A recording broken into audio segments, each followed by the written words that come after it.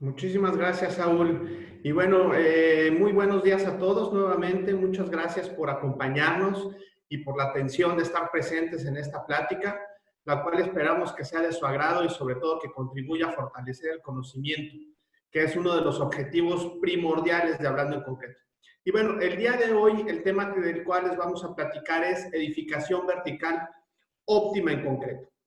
Como todos sabemos ahora que las comunidades rurales están migrando cada vez más hacia las áreas urbanas por diversas situaciones, debido a que tienen más oportunidades de trabajo, a que pueden encontrar mejores oportunidades remuneradas y con acceso a mayores servicios. La ONU ya ha sacado un pronóstico en el que dice que para el año 2050 el 70% de la población del mundo estará habitando en zonas urbanas. Y lo que todos hemos estado viendo es cómo las grandes ciudades se hacen cada vez más grandes.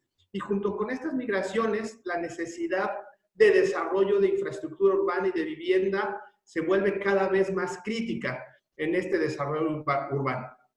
Generalmente no existen políticas suficientes para llevar este ordenamiento de una manera eficaz y sobre todo lo que asegure un desarrollo sostenible, que debe ir dirigido a proveer a los habitantes de las ciudades de una mejor calidad de vida, de alternativas sostenibles y que sobre todo no sea un lujo vivir en una ciudad, sino que las condiciones de habitabilidad sean acordes a los ingresos de los ciudadanos.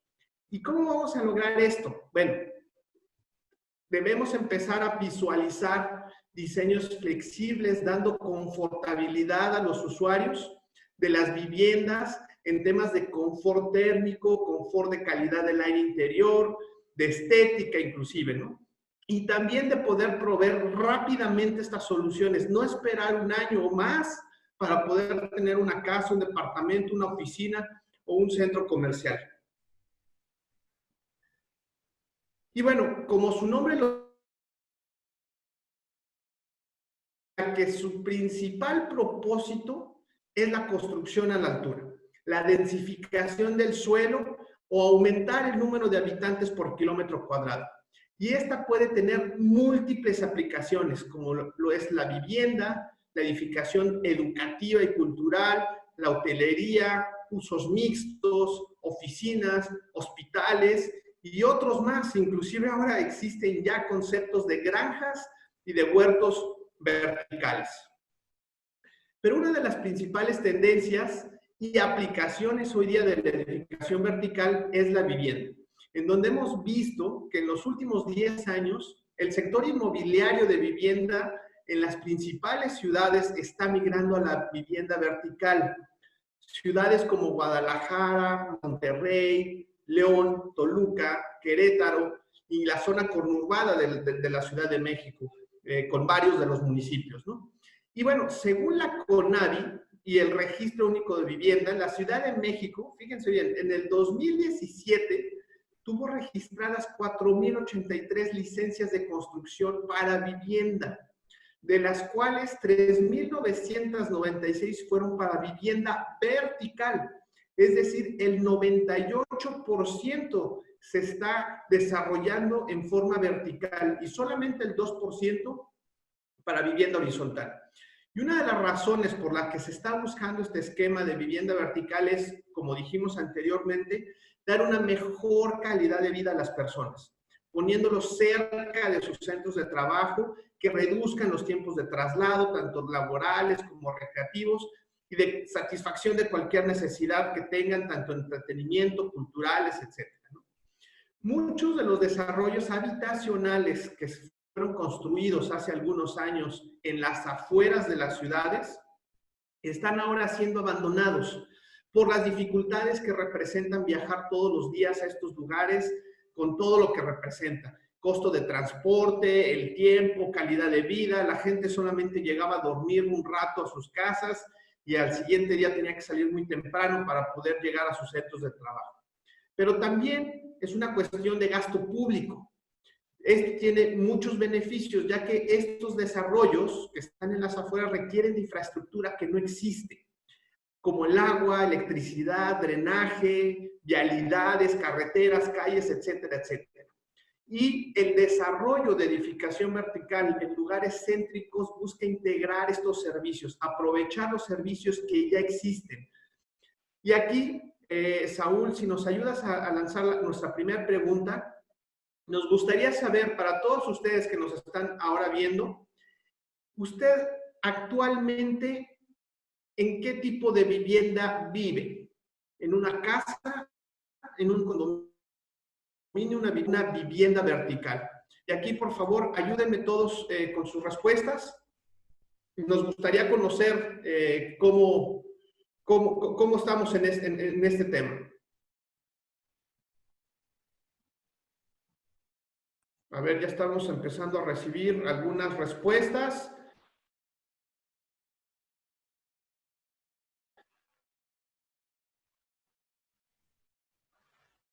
Listo.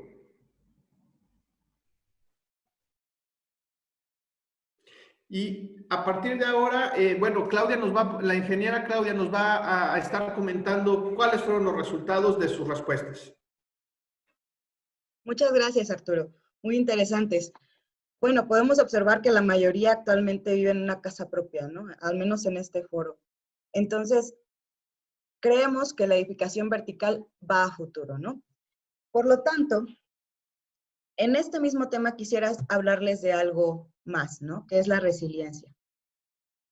El doctor Amador Terán nos da un enfoque de resiliencia para la edificación vertical, ya que la resiliencia tiene muchas aristas o puede tener muchas definiciones, según desde el ángulo en el que la queramos ver. Entonces, esta definición nos dice que la resiliencia es la habilidad de un sistema, en este caso un sistema estructural, para minimizar el nivel de daño que se le presentará en el caso de que exista alguna ocurrencia de una excitación sísmica, es decir, un temblor, un terremoto, un sismo.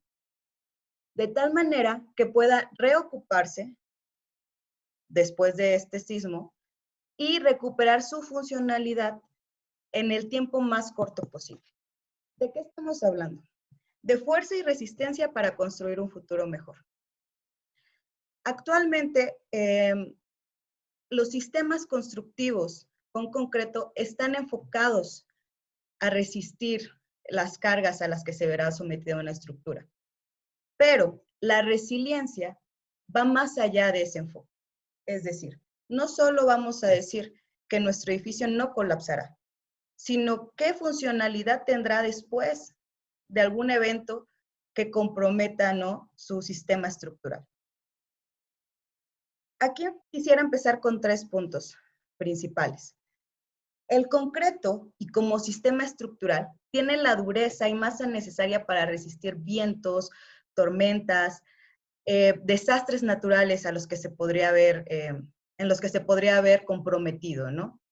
Es resistente al fuego y no es inflamable, lo cual significa que puede contener incendios y no propagarlos, ¿no? Obviamente tiene cierta resistencia, la cual resiste cierto tiempo, pero no propaga el fuego hacia otras estructuras, ¿no? Los sistemas como marcos pueden resistir fuerzas como terremotos o viento o cualquier otra carga horizontal o del terreno que se le aplique a la estructura, ¿no? Si me ayudas con la siguiente, por favor.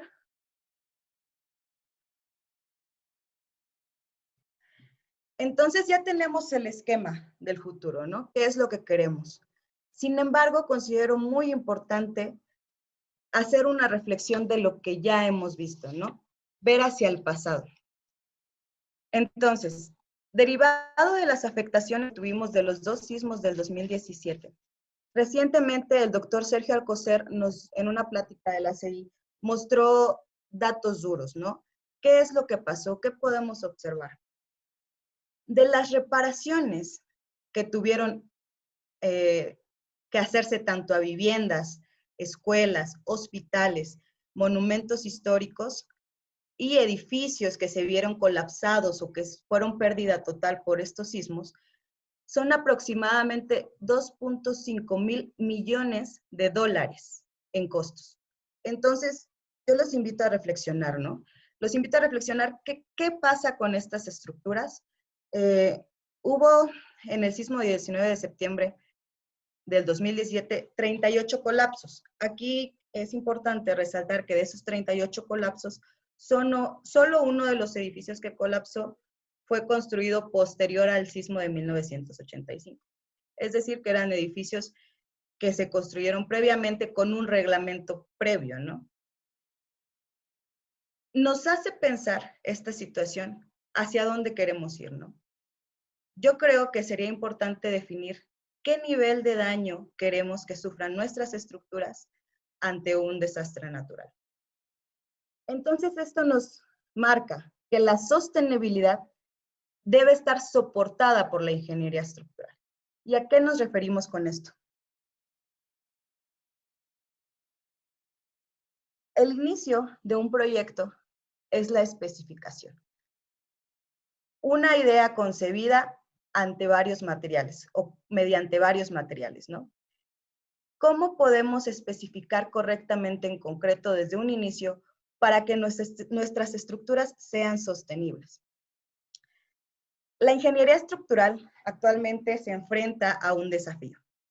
Este desafío implica que se deben seguir cumpliendo las solicitudes bajo la seguridad y la factibilidad de construcción, pero con un nuevo enfoque. Ahora tenemos que especificar concretos por el desempeño del material y no por receta. Es decir, no vamos a especificar solo por poner un producto sin saber exactamente cómo se comportará nuestra estructura y qué detalles necesita para cumplir con el tema que es la sostenibilidad.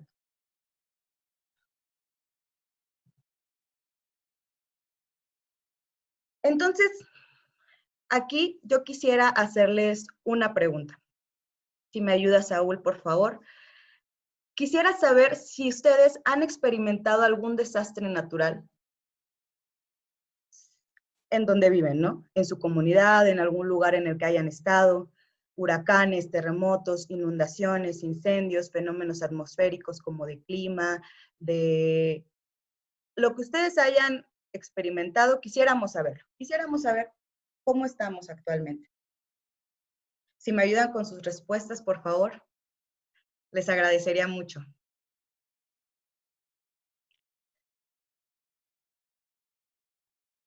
Muy bien. Pues miren qué interesante. La mayoría ha experimentado un desastre natural. Esto quiere decir que las estructuras, en donde quiera que estén, se verán afectadas de alguna forma por algún desastre natural, ¿no? Aquí el porcentaje más alto fue sismos, ¿no? Entonces, como les comentaba, la estructura, donde quiera que nos encontremos, debe estar diseñada para resistir las condiciones a las que será expuesta. Nosotros debemos analizar desde el suelo, donde se desplantará nuestra estructura, hasta la ubicación y, obviamente, las condiciones del lugar, ¿no? Si una estructura no cumple, se consideraría insegura, por lo tanto, insostenible. Sin embargo, si nosotros diseñamos las estructuras correctamente y estas pueden resistir los desastres sin sufrir daños significativos, es decir, que puedan ser reutilizadas o reocupadas después de un evento sísmico, son más sostenibles. Por ejemplo, aquí quisiera hacerles una analogía. Si un edificio se destruye durante un desastre natural, esto tiene implicaciones en el impacto ambiental. ¿Por qué? Por la demolición del edificio, en el caso de que no haya colapsado completamente, y en el caso de que sí, pues todos los escombros que se generan, ¿no? Por lo tanto, eso también tiene un impacto económico tanto para los habitantes del inmueble o el dueño del inmueble, como para la sociedad en general, ¿no? Porque debemos recordar que pues desgraciadamente esto afecta o ha afectado muchas veces a nuestro país. Y al mundo en general, claro. Otro tema importante es la eficiencia estructural. Hablemos de eficiencia puntualmente. Y es la capacidad de lograr un objetivo. Pero no es solo lograr el objetivo, sino con el mínimo de recursos posible y con el mínimo de tiempo. Hacerlo de una manera óptima. Por lo tanto, hablar de eficiencia estructural nos lleva a pensar en sistemas estructurales que se conciben para un rendimiento óptimo, minimizando el desperdicio. Es decir, que un diseño eficiente reduce el impacto ambiental, ya que utilizaremos solo los materiales necesarios para que el sistema tenga un comportamiento adecuado, correcto. No estamos diciendo que eficientar compromete la seguridad estructural. Al contrario, no debemos usar ni más ni menos de lo que se necesita para tener un buen desempeño.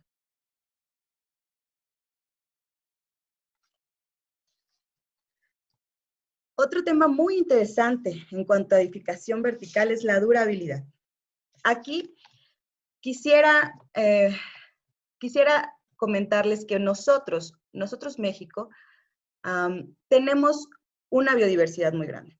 Es decir, a nivel nacional tenemos diferentes climas, diferentes tipos de suelo, tenemos costas alrededor de casi todo México, las cuales nos dicen que nuestras estructuras seguramente o muy probablemente estarán expuestas a un ambiente agresivo, tal vez, ¿no? Digámoslo así. Por mencionarles esto, me refiero tal vez a un ciclo de congelamiento y deshielo al que se mantenga tal vez una nave industrial o alguna abrasión que pueda sufrir alguna vialidad, cloruros y sulfatos que pueden estar presentes sobre la carretera o en el ambiente marino en el caso de que estemos en zonas costeras, ¿no?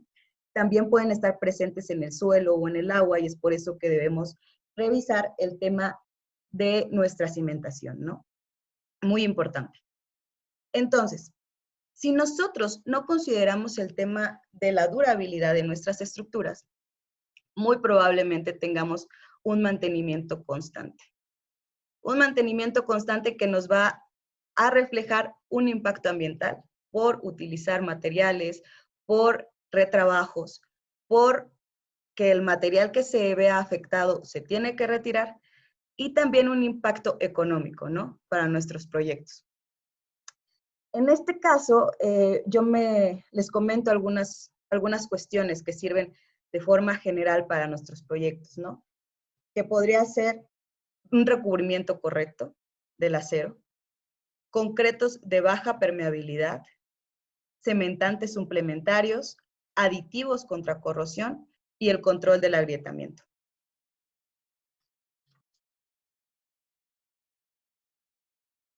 La factibilidad constructiva es algo muy relevante en este tema de la especificación. Cuando nosotros especificamos, debemos garantizar que lo que estamos proyectando o lo que estamos visualizando para nuestro proyecto sea factible de construirse. Por ejemplo, si nosotros en nuestros elementos colocamos una cuantía de acero mayor a la que podría ser la óptima, esto implicaría tiempo y energía, es decir, mano de obra para el habilitado, la colocación, para los trabajos necesarios por esa densidad de armado. También puede reflejarse en algunos casos en más dinero, ¿no? Otro ejemplo de factibilidad constructiva es la especificación de la resistencia que utilizaremos en nuestros proyectos. Muchas veces esto no lo vemos desde un inicio en el proyecto, pero es muy importante especificar a qué edad yo necesito que mi concreto esté dando cierta resistencia, ¿no? Nosotros tenemos claro la resistencia que ocupamos para nuestros proyectos, pero también debemos definir desde un inicio en qué tiempo necesitamos. Esto será muy relevante para tener nuestros programas de obra al 100, ¿no? Que lo que especifiquemos vaya acorde con los tiempos que teníamos previstos y los movimientos. Podríamos solicitar tal vez concretos acelerados que nos permitan agilizar nuestros tiempos de obra, eficientar nuestros movimientos. Tal vez no es necesario y en ese caso no corresponde, ¿no? Simplemente para cada proyecto especificar lo que se ajusta a nuestros programas de obra.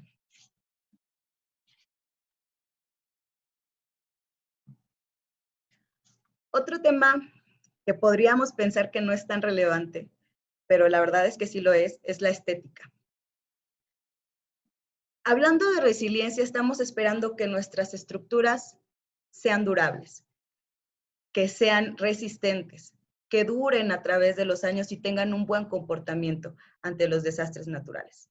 Eso implica que para que tengan una duración, también deben ser estéticos, ¿no?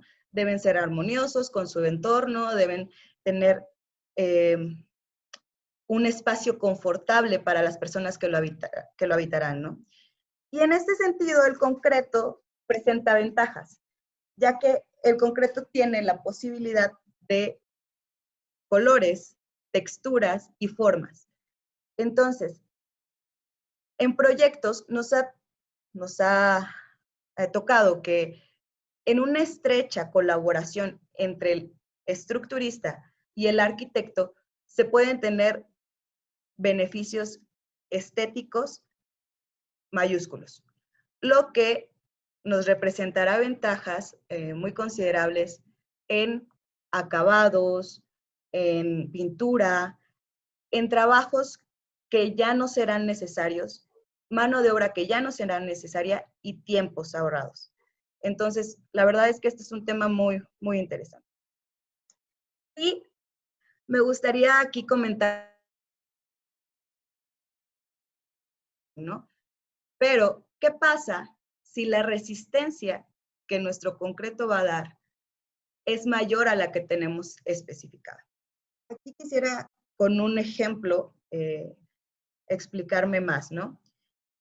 Por ejemplo, si nuestro edificio está en una zona costera y por especificación, por durabilidad, nosotros obtenemos una resistencia mayor al concreto de la que se necesitaría por las cargas que se apliquen al edificio. Por ejemplo, digamos, el edificio en sí necesita una resistencia 350.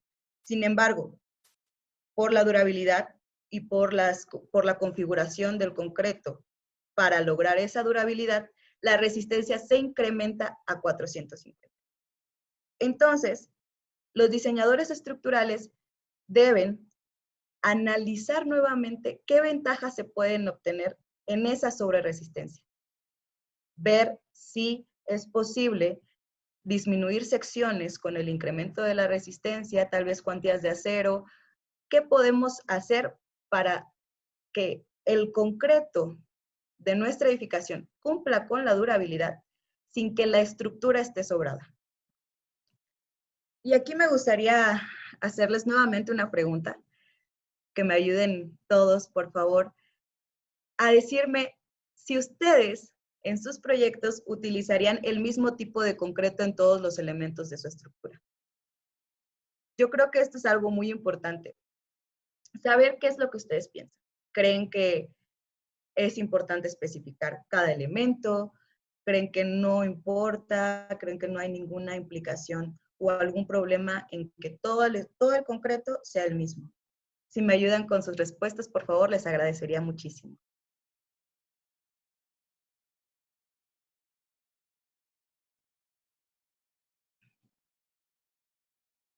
Si depende del proyecto también, puede ser. Perfecto, muy bien. Vemos que el 76% opina que no, que cada elemento debe ser analizado y efectivamente. Habrá casos en los que dependa del proyecto y que pueda ser, pero el concreto y sus características deben ser enfocados a cada elemento de nuestra estructura y para cada proyecto y las condiciones que se nos presenten en cada uno de ellos.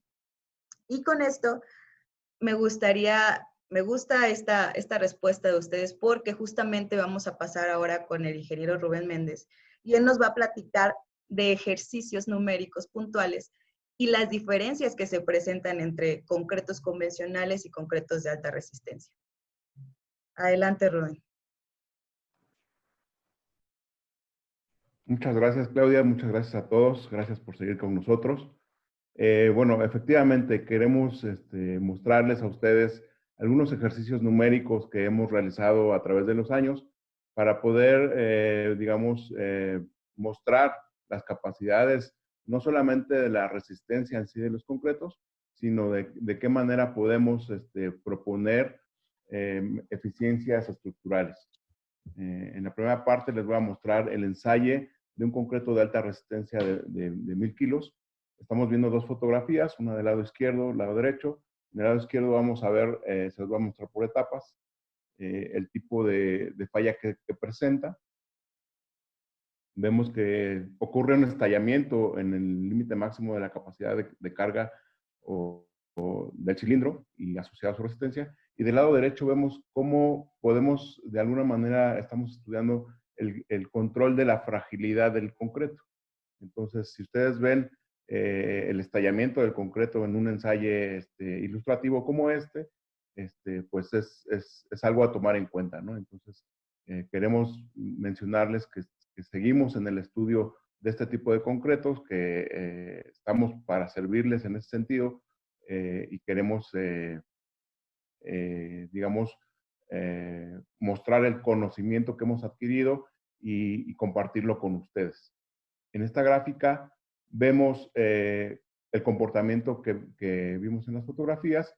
En la línea azul, hasta arriba, vemos, cómo la resistencia del concreto llega a su límite máximo y la fragilidad que vimos o el estallamiento que vimos en la fotografía del lado izquierdo pues, se representa como la interrupción de la curva, ¿cierto? Y la fotografía del lado derecho está representada por la línea roja superior, en donde dice concreto autorreforzado, y es la manera en que empezamos a controlar el comportamiento frágil del concreto, ¿no? Y como referencia vemos la línea inferior, la línea roja, cómo es el comportamiento tanto a una resistencia, digamos, típica de cerca de 300 kilogramos por centímetro cuadrado y su deformación que es más bien suave, ¿no? Y para continuar con los ejercicios, mostramos esta revisión de un elemento horizontal, una trave para el ejercicio de 40 por 80, y queremos ver, hacer una comparativa entre qué pasa cuando tiene un concreto de una resistencia de 250 kilogramos sobre centímetros cuadrados, es la línea azul, y respecto a la misma viga, la misma geometría de la viga con un concreto de doble de su resistencia, y qué capacidad adicional vamos a obtener. Entonces, vamos a observar que hay un incremento en la capacidad de momento resistente por el simple hecho de aumentar la resistencia, que puede ser que puede ir del 9 al 15%. Entonces, esto nada más es para sensibilizarnos de que es un poco evidente que al aumentar la resistencia, pues tendremos una mayor contribución en la capacidad de momento resistente, ¿no? Y más o menos la misma analogía del ejercicio de subir la resistencia, pero ahora aplicado a una columna, vemos la representación de un diagrama de interacción para una columna tipo, que puede ser de 60 por 60 centímetros, especificada con un concreto de 250 kilogramos sobre centímetro cuadrado, y una cuantía de acero del orden del 5%, ¿no? Lo que eso representa en varillas. Entonces, estamos hablando de digamos, una alta cuantía de acero para esa columna, y vamos a ver para el par que estamos observando en la estrella roja, de una capacidad a carga axial y un momento friccionante o resistente, ¿qué sucede cuando aumentamos la resistencia al doble, ¿no?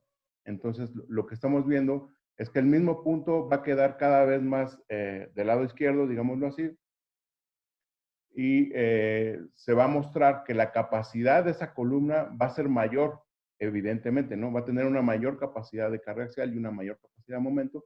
Y si seguimos, digamos, linealmente o de manera continua con el ejercicio de seguir aumentando la resistencia, vamos a llegar al límite mínimo mencionado en las normas técnicas complementarias de refuerzo de las columnas. Es decir, aquí vamos a encontrar o vamos a poder visualizar que el aumento de resistencia nos va a llevar en primera instancia a reducir las cuantías de acero, lo cual nos va a ayudar a simplificar el proceso constructivo de colado, de acabado y demás, ¿no? Entonces, esto es lo primero que podemos observar cuando hacemos ejercicios de este tipo, ¿no? Cuando aumentamos la resistencia para evaluar las capacidades de carga que pueda tener esa columna, sin de momento cambiar la geometría, ¿no?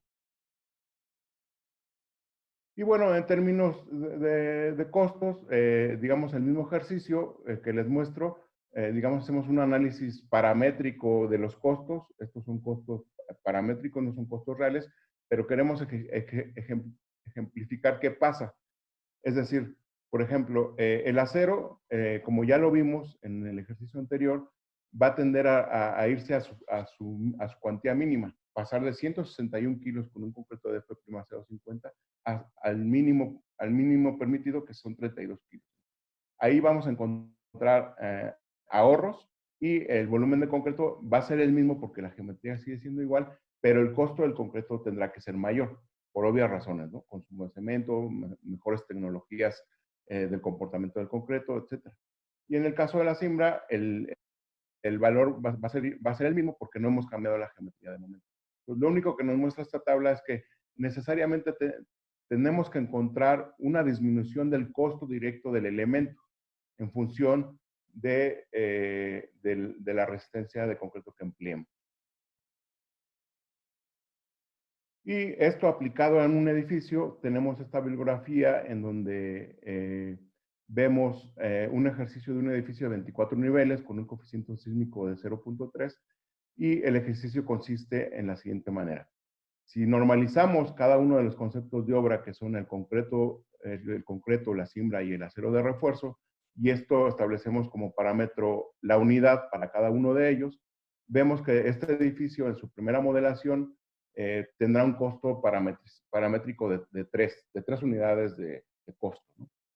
Y la segunda etapa del ejercicio consistirá en hacer el mismo edificio con una resistencia mayor, un cambio de resistencia de 350 a 800, y aunque el concreto sube un 5% en su costo, la cimbra va a tender a reducir sección, perdón, la cantidad de metros cuadrados de cimbra va a reducirse porque las secciones pueden ser reducidas en el orden que podemos ver en la tabla del lado derecho.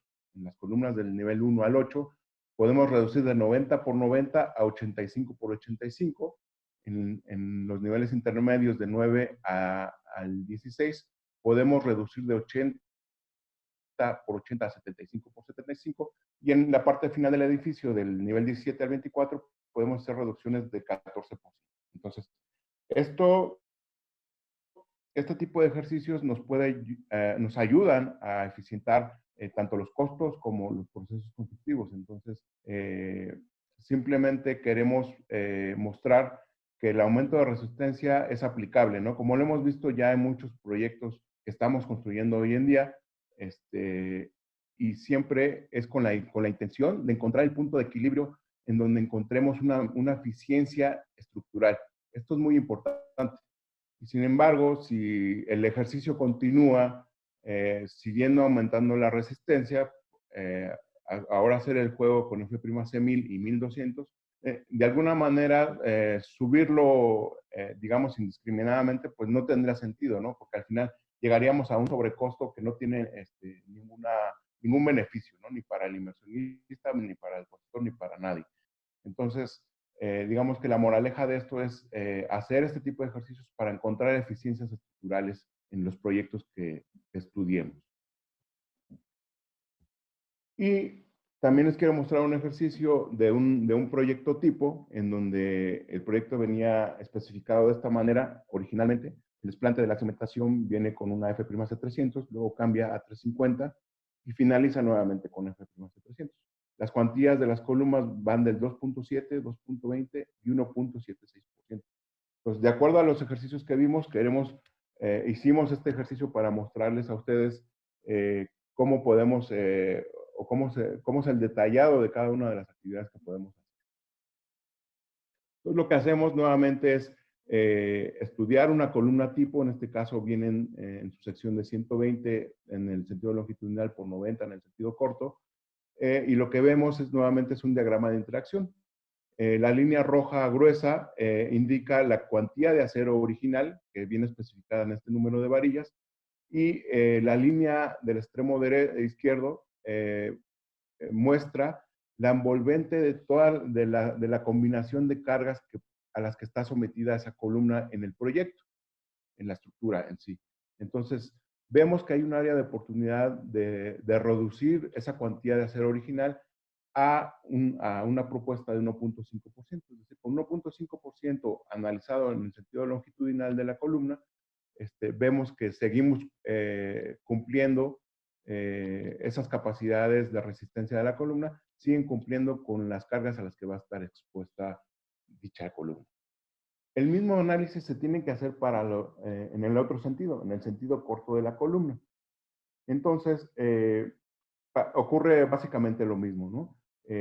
Tenemos una área de oportunidad de poder reducir esas cuantías de acero y verificando siempre que las combinaciones de carga axial y de carga flexionante en la columna estén siempre cumpliendo con la capacidad máxima de resistencia de la columna. Entonces encontramos una probabilidad de reducir el 44% de la cantidad de acero, solamente por incrementar la resistencia de F'C300 a F'C500.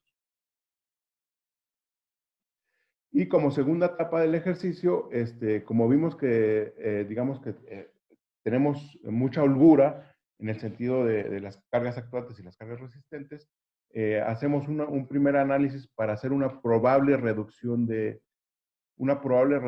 sección. Es decir, hacemos una propuesta inicial solamente para el ejercicio de cambiar su sección transversal o corta de 90 centímetros a 60 centímetros y lo mismo para su sentido longitudinal, reducir una sección de 120 a 100 centímetros y digamos que otra vez calculamos todas las combinaciones de carga que resiste esta columna y lo contraponemos contra la envolvente de cargas actuantes a las que va a estar expuesta. Igualmente para el sentido longitudinal, para el sentido corto, y también vemos que es posible hasta este momento hacer esta propuesta de reducción de sección. ¿Esto qué implica? Esto implica que también hay un área de oportunidad tanto en la reducción de acero como en la reducción de sección. Entonces, hasta este nivel podemos hacer una revisión más o menos rápida en este sentido, pero sí es muy importante, digamos que como estructurista, hacer mención de que el análisis no termina ahí. El análisis hay que complementarlo con el evidente análisis sísmico que nos va a determinar que los desplazamientos laterales que tenga la estructura sigan siendo congruentes, sigan siendo permisibles. Entonces, el ejercicio terminará hasta que se pueda modelar el edificio en sí, en su horizontalidad, y digamos que revisar que los desplazamientos sigan siendo permisibles. Entonces, este tipo de propuestas es lo que deberíamos de poder hacer en todos los proyectos y complementarlas además con un detallado de la cuantificación de estos conceptos de obra y contraponerlo con el análisis costo-beneficio para encontrar precisamente ahorros de tiempo, de dinero y de velocidad en el proceso constructivo. Entonces, para fines del ejercicio, mostramos que después de haber venido en una especificación de dos tipos de concreto, digamos, de resistencia normal, podemos eficientar la estructura aumentando la resistencia en su verticalidad en dos tramos únicamente, con F'C 550 y 450, y reducir secciones y reducir cuantías de acero. Entonces, seguramente Hay un ahorro para este prototipo, pero este tipo de ejercicios es lo que recomendamos que se pueda hacer en las estructuras, ¿no? Y dependerá de cada uno de los proyectos que ustedes tengan, en los que les podamos ayudar, pero esta es la intención de revisar los análisis estructurales de los proyectos. Y bueno, nada más como por última parte, nada más queremos recalcar la parte de hacer una especie de resumen de lo que hemos visto, de cómo estamos visualizando nosotros la edificación vertical en las ciudades, de cómo esto representa una solución para nuestros problemas de sobrepoblación y de movilidad que todos tenemos y que hemos podido contrastar ahora con todo esto que está sucediendo. Seguimos trabajando aún en casa y demás, y eso nos ha ayudado mucho, ¿no? La construcción vertical ha sido y es una tendencia desde 2017 en grandes ciudades del país, que todos ustedes conocen, ciudades como León, ciudades como Querétaro, han estado desplegando el tema vertical de fuerte manera, ¿no? Y bueno, estas edificaciones verticales nos ayudan a tener más viviendas en menos espacios, cubriendo las necesidades de todos nosotros. Y esto, como se mencionó al inicio de la plática, bueno, nos ayuda a ser muy eficientes en los servicios públicos que todos tenemos, ¿no? La mayoría de nosotros tenemos. Entonces, esto es parte del beneficio de construir de manera vertical y en general todo esto engloba una mejor calidad de vida para todos los. Y en cuanto a la especificación del desempeño que platicaba Claudia, pues nada más recalcar el hecho de que esto lo vemos día a día en todos los proyectos en los que colaboramos. Ustedes conocen perfectamente a nuestro departamento de control de calidad de cualquier proveedor, en donde esta comunicación permanente que hay y el grado de especialidad que tiene la gente de la operación es muy importante tomarla en cuenta para la definición del material que es el que va a ser ocupado en el proyecto, y por lo tanto todos estamos enfocados a buscar una mejora, una mejor comportamiento del concreto y salvaguardar la inversión de los clientes.